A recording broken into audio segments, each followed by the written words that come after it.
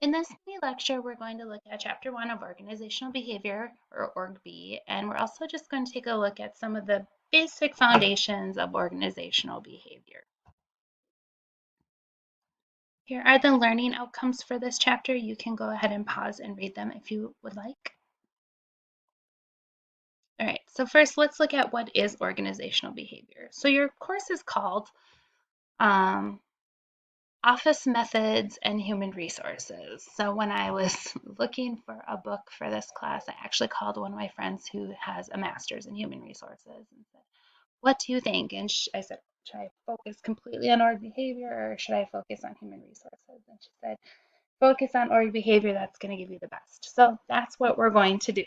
So organizational behavior is really understanding individual and group dynamics within a business or an organization.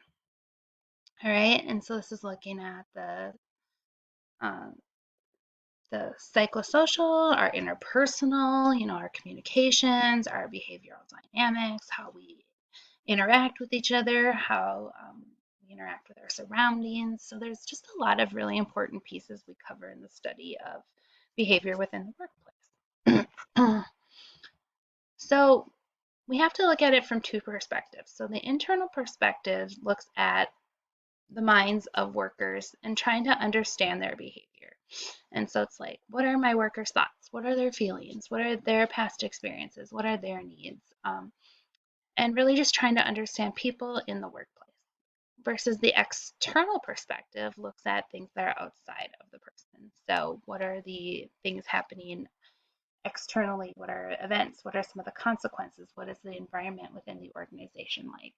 And both play a really important role in the workplace. So one of the biggest issues within an organization is that things are always changing, and and change can be a really good thing, but as humans, we struggle with change. So when we're looking at change within an organization, especially if you're a manager or somebody who's supervising people, you want to make sure that you always have a positive attitude. You want to ask questions. You want to encourage others to ask questions. You want to listen to answers. You want to provide answers if somebody is asking you a question, and you want to be committed to that change and to being successful. So there's this concept that you'll probably hear a lot about, and they talk about systems. So this learning outcome says to identify the important system components of an organization. And so basically, when we talk about the organization as a system, we're talking about all the different pieces that work together. And especially from an organization, within an organization, we have, our basic organizational structure or the way we do things. We have our tasks that we do, we have our people, and we have our technology, and they all interact with and amongst each other.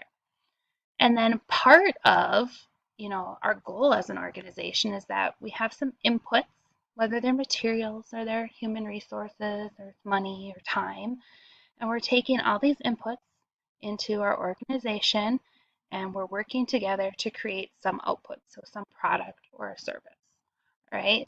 So we're thinking of how everything works together to take our inputs to create some final product or service or output. All right, so let's talk about the formal and informal elements of an organization.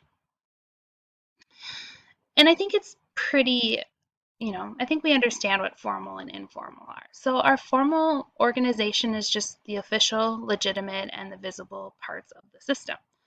And the informal are those that we can't see. They talk about the Hawthorne Studies here. And basically, in the Hawthorne Studies, they took a group of, I think they were called soldiers, but anyway, they took like 5 women, I think it was like 5 women, and they put them in a room with different lighting. So these are like the informal things. And they had this hypothesis, or they thought that if they changed the lighting, it would change their productivity. It didn't matter what they did, whether they made it brighter or darker, their productivity always increased. And what they found was that it wasn't the lighting that made them increase, but it was the fact that they were being recognized and they were being watched. It wasn't that the lighting had nothing to do with it. And lighting can impact productivity, don't get me wrong. But it was really more that they were chosen and they were being watched and they were kind of felt special. So then their productivity increased. They did a similar one, similar or another study where they took this might be the soldiering one, where they took a group of, I believe, men, and they were all working together. And no matter what they did, their productivity went down. And the reason their productivity went down is because they did not get along. Their interpersonal relations were very poor. And so from that study, they concluded that the interpersonal skills and communication and so forth are important and have an impact on a company. So elements of a formal organization include goals and objectives, different policies and procedures, our job descriptions, our financial resources, our money, our authority, so our managers and our supervisors and what that chain of command looks like, communication, the different products and services that we provide. And then the elements of an informal organization are kind of those things we can't see. So it's our belief systems and it's the assumptions people make and it's people's perceptions and attitudes and various values systems that people have and everybody's feelings and how groups work together and how who emerges as leaders because leaders are different than managers in the fact that a manager that's their title and that is their job to manage where leaders are more informal and they are not necessarily a manager. So what are some factors that contribute to the diversity of an organization in the economy? All right. So we have a variety of large and small businesses or organizations that are in our economy. They can be private, they can be manufacturing, it could be a company that provides a service like a cleaning service. It could be government, it could be a nonprofit like our United Way, but they're all operating within the same, economy and same system. All right. So describe the opportunities that change creates for organizational behavior.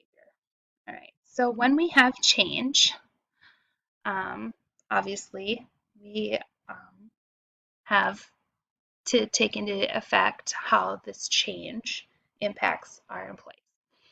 So, especially in today's environment, employees face a lot of pressure to increase productivity, so to do more, to be more efficient, to be more effective, to add more value, kind of the idea of doing more with less. But there are also factors that can lead to uncertainty, especially if a company is trying to cut costs. So you get competition, corporate warfare, when company is cutting costs, a lot of times people will feel threatened or they'll be worried about their jobs. So these all have an impact, and they're just a few of the pieces or items of change that might impact an organization and its employees. Another key area that we're looking at is, this idea of quality, and every company is looking at quality and how they can have better quality products and services. And when we're looking at this from a change perspective, we have to say, does this idea improve our customer response or does it provide a benefit to our customers? Does it help our results? Does it accelerate results? And does the idea increase the effectiveness of our resources, our time, our labor, our materials, our money, etc.? So we have two concepts. One's total quality management or TQM, and one is Six Sigma. So total quality management is a dedication to continuous improvement and a dedication to its customers. So through total quality management, a company strives to meet customers' needs and exceed their expectations. Six Sigma is similar, except that they're really looking at how do we execute our business strategy. It is still customer driven, but it uses a lot more quantitative data to make decisions. And it also looks at saving money. And it looks at measuring, analyzing, improving, and then controlling. Again, that's kind of all measure, analyze, improve, and keeping track of patrol might say. So here's kind of the two side by side. Um, so you can see Six Sigma looks at executive ownership, Total Quality Management looks at self-directed work teams. Six Sigma is much more about business strategy, whereas TQM is more of a quality initiative. One of the big pieces of Six Sigma is that it's cross-functional, meaning that various different areas of a business are all working together in Six Sigma versus TQM, which might be one single function. So it might just be like production and manufacturing. Um, Six Sigma has very focused training, and they really look at their return on investment. Total Quality Management doesn't have a lot of training in statistics and quality. No mass training in statistics and quality return on investment. Six Sigma has business results oriented, so it's much more, I think, holistic, where Total Quality Management is more quality oriented. So when times are changing, which I think we've all lived through many huge time of change in the past couple of years, there are definitely some challenges in the workplace. And some of them just can be some of the challenges you might see are globalization, diversity of workforce, demand for high levels of morale and ethical behavior. Those are just three. But we're seeing even more, especially after as we've dealt with the COVID-19 pandemic. All right, so this next section looks at demonstrating the value of objective knowledge and skill development in the study of organizational behavior. Basically, we can learn about organizational behavior by having a basic understanding, a basic knowledge, developing skills and abilities, and then applying that knowledge and skills, which is hopefully what we'll do in this class. Some of the necessary skills that have been identified by the U.S. Department of Labor in order to be successful in the workplace are managing our resources. And resources are time and people and money and materials, and it's a variety of things. Our planet is a resource. Managing information, you see this a lot with technology, information technology management.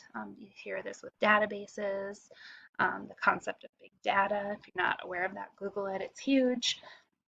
Our interactions with each other, interpersonal communications, how we communicate with each other via email, face-to-face, in meetings, etc.